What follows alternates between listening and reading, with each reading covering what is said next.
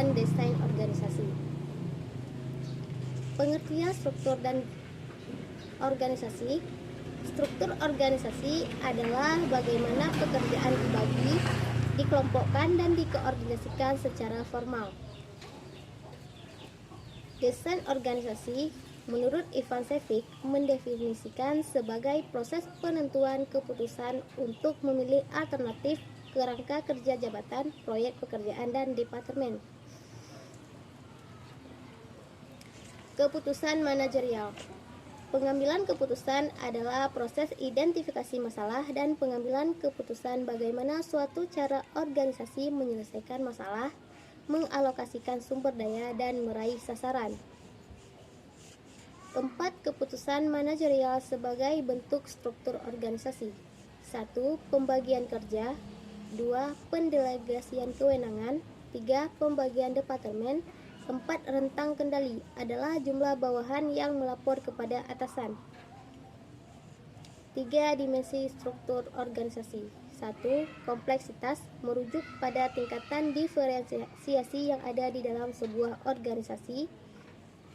2. Formalisasi, yaitu sejauh mana organisasi menyandarkan dirinya pada peraturan dan prosedur untuk mengatur perilaku dari para anggotanya. 3. Sentralisasi versus desentralisasi. Sentralisasi merujuk kepada tingkat di mana pengambilan keputusan dikonsentrasikan pada suatu titik tunggal di dalam organisasi, sedangkan konsentrasi yang rendah menunjukkan sentralisasi yang rendah atau disebut desentralisasi. Model desain organisasi. Model desain organisasi adalah mekanisme format pengelolaan suatu organisasi yang menunjukkan kerangka dan susunan perwujudan pola tetap hubungan-hubungan di antara fungsi, bagian, atau posisi maupun orang yang menunjukkan kedudukan, tugas, wewenang, dan tanggung jawab berbeda-beda dalam suatu organisasi. Desain organisasi mekanistik. 1. Proses kepemimpinan tidak mencakup persepsi tentang keyakinan dan kepercayaan.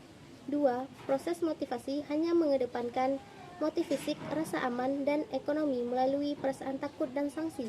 3. Proses komunikasi berlangsung sehingga informasi mengalir. Desain organisasi organik. 1. Proses kepemimpinan mencakup antara atasan dan bawahan.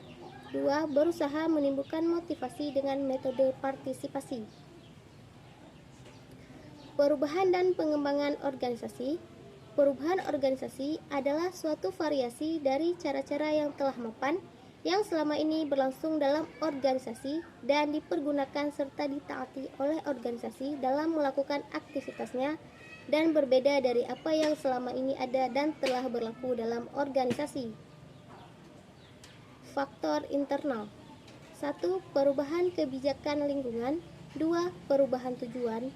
3. Perluasan wilayah operasi tujuan. 4. Volume kegiatan bertambah banyak. 5. Sikap dan perilaku anggota. Faktor eksternal. 1. Politik.